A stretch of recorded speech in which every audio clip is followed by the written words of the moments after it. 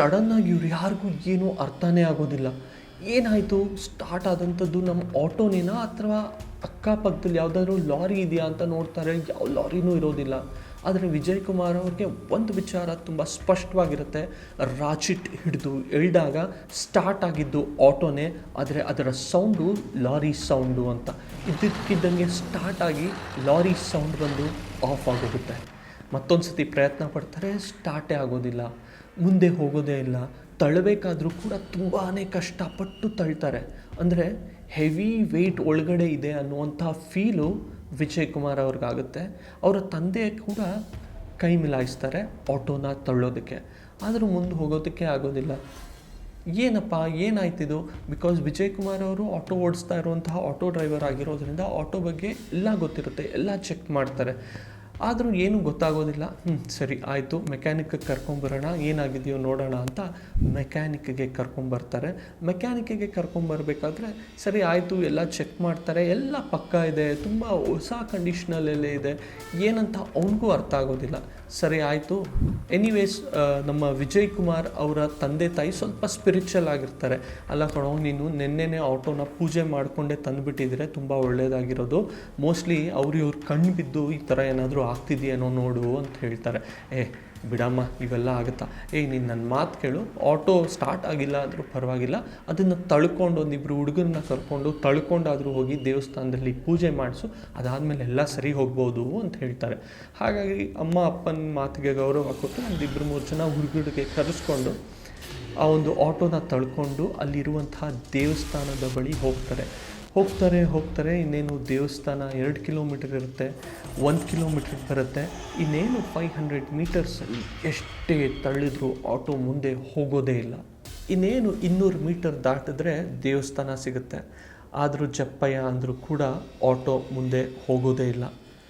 ಸರಿ, ನಮ್ಮ ವಿಜಯ್ ಕುಮಾರ್ ಅವರು ಏನು ಕಮ್ಮಿ ಇಲ್ಲ, ಹಠದಲ್ಲಿ ಅವ್ರಿಗೆ ಬಿಟ್ಟರೆ ಬೇರೆ ಯಾರೂ ಸರಿ ಸಮ ಇಲ್ಲ ಅಂತ ಬದುಕುವಂಥ ವ್ಯಕ್ತಿ. ಸರಿ, ಆಟೋ ಬರದೇ ಇದ್ದರೆ ಏನಾಯಿತು? ಅಲ್ಲಿರುವಂಥ ಪೂಜಾರಿಯನ್ನೇ ಇಲ್ಲಿ ಕರ್ಕೊಂಬಂದು ಆಟೋ ಪೂಜೆ ಮಾಡಿಸ್ತೀನಿ ಅಂತ ಹಠಾಟೊಟ್ಟಿ ಅವ್ರ ದೇವಸ್ಥಾನಕ್ಕೆ ಹೋಗಿ ಅಲ್ಲಿರುವಂತಹ ಅರ್ಚಕರನ್ನ ಭೇಟಿಯಾಗಿ ಈ ಥರ ಆಗ್ತಿದೆ, ಏನಾಗಿರ್ಬೋದು ನೋಡಿ, ಸ್ವಲ್ಪ ನೀವು ಅಲ್ಲೇ ಬಂದು ಪೂಜೆ ಮಾಡಿಕೊಡ್ಬೋದಾ ಅಂತ ಕೇಳಿದಾಗ ಅಲ್ಲಿರುವಂತಹ ಅರ್ಚಕರು ಖಂಡಿತವಾಗ್ಲೂ ಬಂದು ಮಾಡಿಕೊಡ್ತೀನಿ ಅಂತ ಹೇಳಿ ಅಲ್ಲಿ ಹೋಗಿ ಆಟೋಗೆ ಅಲ್ಲೇ ಪೂಜೆಯನ್ನು ಮಾಡಿ ಅದೇನು ದೃಷ್ಟಿ ತೆಗಿಬೇಕು ದೇವರ ಆಚರಣೆ ಕಾರ್ಯಗಳನ್ನ ಮಾಡ್ತಾರೆ. ಆಗ ಸಡನ್ನಾಗಿ ಆಟೋ ಸ್ಟಾರ್ಟ್ ಆಗುತ್ತೆ. ಆಟೋ ಸ್ಟಾರ್ಟ್ ಆಗಿದ್ದೇ ವಿಜಯ್ ಕುಮಾರ್ ಅವ್ರಿಗೆ ತುಂಬಾ ಖುಷಿ ಆಗುತ್ತೆ. ಆಟೋ ಸ್ಟಾರ್ಟ್ ಮಾಡ್ಕೊಂಡು ದೇವಸ್ಥಾನದ ಮುಂದೆ ಕೂಡ ಹೋಗ್ತಾರೆ. ದೇವಸ್ಥಾನಕ್ಕೆ ಪ್ರದಕ್ಷಿಣೆ ಹಾಕಿ ಅದೇನಾಗಿತ್ತೋ ಏನೋ ನನಗೆ ಗೊತ್ತಿಲ್ಲ, ಆದರೆ ಇನ್ಯಾವತ್ತೂ ಈ ರೀತಿ ಆಗದೆ ಇರೋ ಥರ ನೋಡ್ಕೋ ಭಗವಂತ ಅಂತ ದೇವರಲ್ಲಿ ಪ್ರಾರ್ಥನೆ ಮಾಡಿಕೊಂಡು ಆಟೋವನ್ನು ಸ್ಟಾರ್ಟ್ ಮಾಡಿಕೊಂಡು ಹೋಗ್ತಾರೆ. ಅದಾದಮೇಲೆ ತಮ್ಮ ಬಿಸ್ನೆಸ್ಸಿಗೆ ಆಟೋವನ್ನು ಬಳಸೋದಕ್ಕೆ ಶುರು ಮಾಡ್ತಾರೆ. ಅಂದರೆ ಆಟೋ ಓಡಿಸೋದಕ್ಕೆ ಶುರು ಮಾಡ್ತಾರೆ. 1-2 ದಿನ ಓಡಿಸಿ ಮತ್ತೊಬ್ಬರಿಗೆ ಆಮೇಲೆ ಬಾಡಿಗೆ ಕೊಟ್ಟು ನಾವು ಎಕ್ಸ್ಟ್ರಾ ಇನ್ಕಮನ್ನು ತೊಗೊಳ್ಳೋಣ. ಯಾಕಂತ ಹೇಳಿದ್ರೆ ಹೀಗೆಲ್ಲ ನಡೆದಿತ್ತು ಅನ್ನೋದು ಮನಸ್ಸಲ್ಲಿ ಇದ್ದೇ ಇರುತ್ತೆ ವಿಜಯ್ ಕುಮಾರ್ ಅವ್ರಿಗೆ. ವಿಜಯ್ ಕುಮಾರ್ ಅವರು ಬೆಳಿಗ್ಗೆ 5 ಗಂಟೆಗೆ ಆಟೋ ಸ್ಟಾರ್ಟ್ ಮಾಡಿದರೆ ರಾತ್ರಿ 12-12ವರೆಗೆ ಮನೆಗೆ ವಾಪಸ್ ಬರುವಂತಹ ಅಭ್ಯಾಸ ಸರ್ವೇ ಸಾಮಾನ್ಯವಾಗಿ ನಡೀತಾ ಇತ್ತು. ಹಾಗೆ ವಿಜಯ್ ಕುಮಾರ್ ಅವರು ಒಂದು ದಿನ ರಾತ್ರಿ 11 ಗಂಟೆ ಒಂದು ಬಾಡಿಗೆಯನ್ನು ಬಿಟ್ಟು ಮನೆ ಕಡೆ ವಾಪಸ್ ಬರ್ತಾ ಇರಬೇಕಾದ್ರೆ ನಡೆದಂತಹ ಘಟನೆ ಅವರು ಇವತ್ತು ನೆನೆಸ್ಕೊಂಡ್ರೆ ಮೈ ಜುಮ್ಮನ್ನತ್ತಂತೆ. ಹಾಗಾದರೆ ಆ ಘಟನೆ ಏನು, ಅವತ್ತಿನ ದಿನ ಏನಾಯಿತು? ಸ್ನೇಹಿತರೆ, ಹೀಗೆ ವಿಜಯ್ ಕುಮಾರ್ ಅವರು ಒಬ್ಬರನ್ನ ಪ್ಯಾಸೆಂಜರ್ನ ಡ್ರಾಪ್ ಮಾಡಿ ಮನೆಗೆ ವಾಪಸ್ ಆಟೋ ತಗೊಂಡು ಬರಬೇಕಾದ್ರೆ ಈಗ ನಾವು ಏನು ಹೆಸರುಘಟ್ಟ ಅಂತ ನೋಡ್ತಾ ಇದ್ದೀವಿ ನಮ್ಮ ಜನ್ರೇಷನಲ್ಲಿ, ಅಂದರೆ ಆಗಿನ ಕಾಲಕ್ಕೆ ಅದು ಯಾವುದೇ ರೀತಿ ಕಾಡು ಕಮ್ಮಿ ಇರಲಿಲ್ಲ, ಯಾವುದೇ ರೀತಿ ಸ್ಟ್ರೀಟ್ ಲೈಟ್ಸ್ ಇರ್ತಾ ಇರಲಿಲ್ಲ. ಆ ಸುತ್ತಮುತ್ತ ನೋಡ್ತಾ ಇದ್ದರೆ ಬರೀ ಕಾಡನ್ನು ನೋಡಿದಾಗ ಆಗ್ತಾಯಿತ್ತು. ಅಂಥ ಜಾಗಕ್ಕೆ ಒಬ್ಬ ಪ್ಯಾಸೆಂಜರ್ನ ಡ್ರಾಪ್ ಮಾಡೋಕ್ಕೆ ಹೋದಂತಹ ವಿಜಯ್ ಕುಮಾರ್ ಅವರು ವಾಪಸ್ ಬರಬೇಕಾದ್ರೆ ಅನುಭವಿಸಿದಂತಹ ಪಾಡು ಅಷ್ಟಿಷ್ಟಲ್ಲ. ಇದ್ದಕ್ಕಿದ್ದಂಗೆ ಆಟೋವಿನ ಹೆಡ್ಲೈಟ್ ಆಫ್ ಆಗೋಕ್ಕೆ ಶುರು ಆಗುತ್ತೆ, ಮತ್ತೆ ಆನ್ ಆಗುತ್ತೆ. ಅವ್ರಿಗೆ ಗೊತ್ತೇ ಆಗೋದಿಲ್ಲ ಯಾಕೆ ಹೀಗಾಗ್ತಿದೆ ಅಂತ. ಈ ಮುಂಚೆನೇ ಈ ಆಟೋಯಿಂದ ತುಂಬಾ ಕಷ್ಟಪಟ್ಟಿರ್ತಕ್ಕಂತಹ ವಿಜಯ್ ಕುಮಾರ್ ಅವರ ಮನಸ್ಸಿಗೆ ಮೊದಲಿಂದೆಲ್ಲ ನೆನಪಾಗುತ್ತೆ.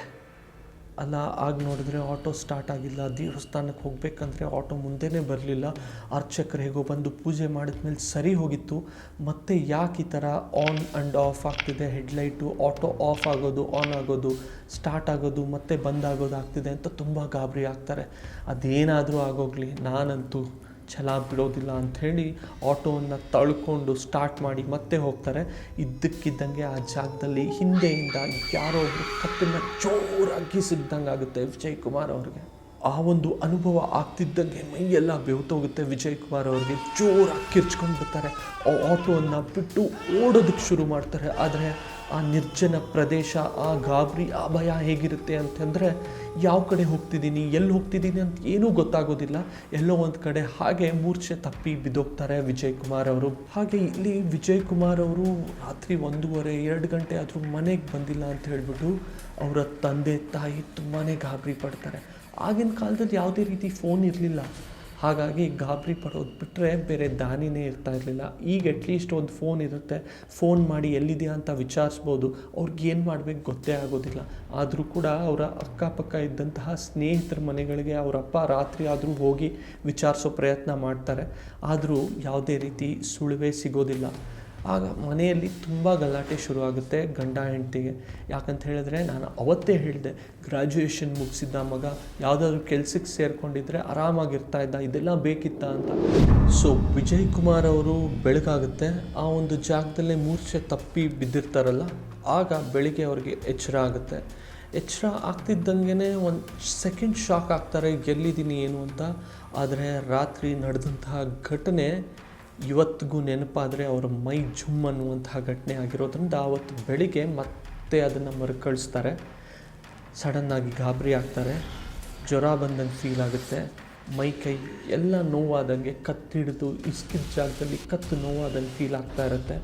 ಈ ಆಟೋ ಸವಾಸನೂ ಬೇಡ, ಏನೂ ಬೇಡ, ಇದರಲ್ಲಿ ಏನೋ ಇದೆ ಅಂತ ಹೇಳಿಕೊಂಡು ಓಡ್ಕೊಂಡು ಅಲ್ಲಿಂದ ಒಂದು ಬಸ್ಸನ್ನು ಕ್ಯಾಚ್ ಮಾಡಿಕೊಂಡು ಮನೆಗೆ ವಾಪಸ್ ಆಗ್ತಾರೆ. ಮನೆಗೆ ವಾಪಸ್ ಆಗ್ತಿದ್ದಂಗೆ ಆತಂಕ ಆದಂತಹ ತಂದೆ ತಾಯಿ ಇದ್ದೇ ಇರುತ್ತಲ್ಲ ಸ್ನೇಹಿತರೆ, ಆತಂಕದಲ್ಲಿರ್ತಾರೆ ತಂದೆ ತಾಯಿಗಳು. ಮಕ್ಕಳು ಮನೆಗೆ ಬರದೇ ಇದ್ದಾಗ ರಾತ್ರಿ ಇಡೀ ಎಸ್ಪೆಷಲಿ ಹೆಂಗೋ ಇವನಿಗೆ ನೋಡಿದ ತಕ್ಷಣ ಒಂಚೂರು ಸಮಾಧಾನ ಆಗುತ್ತೆ ಅವರ ತಂದೆ ತಾಯಿಗಳಿಗೆ. ಏನಾಯಿತು ಎತ್ತ ಅಂತ ಕೇಳಿದಾಗ ಒಂದು ಸ್ವಲ್ಪ ಹೊತ್ತು ಸುಮ್ಮನಿದ್ದು ಬಿಡಿ, ನಾನು ಆಮೇಲೆ ಮಾತಾಡ್ತೀನಿ ಅಂತ ಹೇಳಿದಾಗ ಅವರು ಡಿಸ್ಟರ್ಬ್ ಮಾಡೋಕ್ಕೆ ಹೋಗೋದಿಲ್ಲ. ಸರಿ ಆಯಿತು, ನೀನು ಸ್ನಾನ ಮಾಡ್ಕೊಂಡು ಆಚೆ ಬಾ ಅಂತಾರೆ.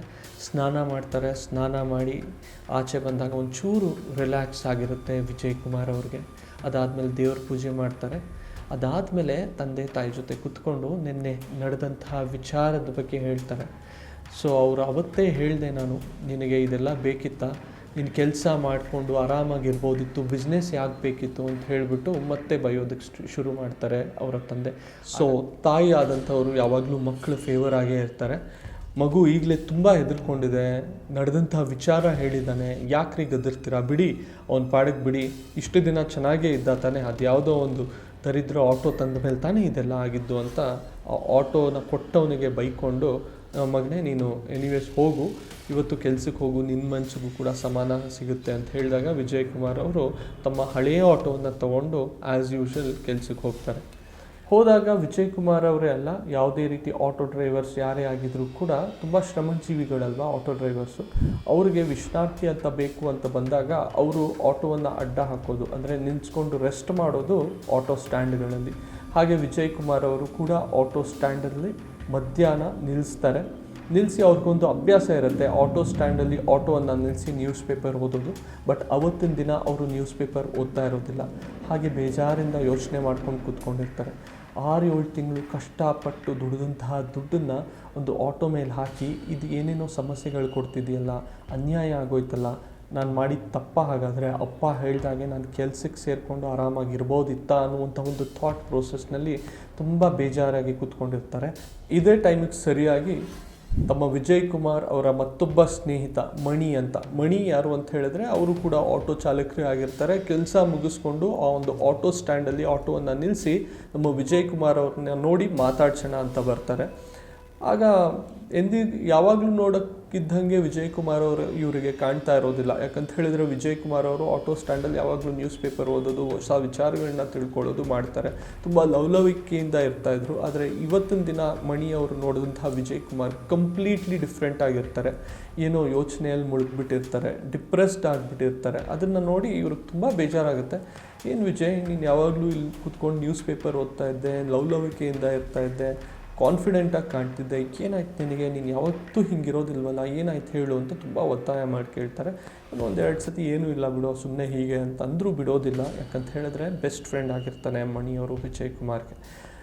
ಸರಿ ಆಯಿತು, ಹಿಂಗಾಯಿತು ಹೀಗಾಯಿತು ಅಂತ ಎಕ್ಸ್ಪ್ಲೈನ್ ಮಾಡಬೇಕಾದ್ರೆ, ಒಂದು ನಿಮಿಷ ಇರು, ನೀನು ಯಾರ ಹತ್ರ ಆಟೋ ತೊಗೊಂಡೆ ಅಂತ ಮಣಿಯವ್ರು ಕೇಳ್ತಾರೆ. ಇದೇ ಕಣೋ ನಿನ್ನ ಫ್ರೆಂಡು ಹರೀಶ್ ಇದ್ದಾನಲ್ಲ ಅವನ ಹತ್ರ ಅಂತಂದಾಗ ಒಂದೇ ಸೆಕೆಂಡ್ ಗಾಬರಿ ಆಗೋಗ್ತಾರೆ ನಮ್ಮ ಮಣಿಯವರು. ಓ ಶಿಟ್, ಏನೋ ನಿನಗೆ ಬೇರೆ ಆಟೋನೇ ಸಿಕ್ಕಿಲ್ವೇನೋ, ಅವನ ಹತ್ರನೇ ತೊಗೋಬೇಕಿತ್ತೇನೋ. ಅಲ್ಲ ಕಣೋ, ತೊಗೊಳಕ್ಕೆ ಮುಂಚೆ ನನಗಾದರೂ ಕೇಳಬೇಕಿತ್ತು ತಾನೇ ಒಂದು ವಿಚಾರ ಅಂತ ಹೇಳ್ತಾರೆ. ಆಗ ವಿಜಯ್ ಕುಮಾರ್ ಅವರು ಅದರಲ್ಲೇನಿದೆ ಕಣೋ, ಆಟೋ ಸೇಲಿಗೆ ಬಂದರೆ ತೊಗೊಂಡು ಆಮೇಲೆ ನಿನಗೆ ಹೇಳಿದ್ರೆ ಆಯಿತು ಅಂತ ಹೇಳ್ತಾರೆ. ತುಂಬ ದೊಡ್ಡ ತಪ್ಪು ಮಾಡಿದೆ ಅಂತ ಹೇಳಿದಾಗ ಮೊದಲೇ ಮನಸ್ಸು ನೋವಲ್ಲಿದ್ದಂತಹ ವಿಜಯ್ ಕುಮಾರ್ ಅವ್ರಿಗೆ ಮತ್ತಷ್ಟು ಗಾಬರಿ ಆಗುತ್ತೆ. ಯಾಕೆ ಇವ್ನು ಈ ಥರ ಹೇಳ್ತಾನೆ, ಯಾಕೋ ಏನಾಯ್ತು ಹೇಳು ಅಂತಂದಾಗ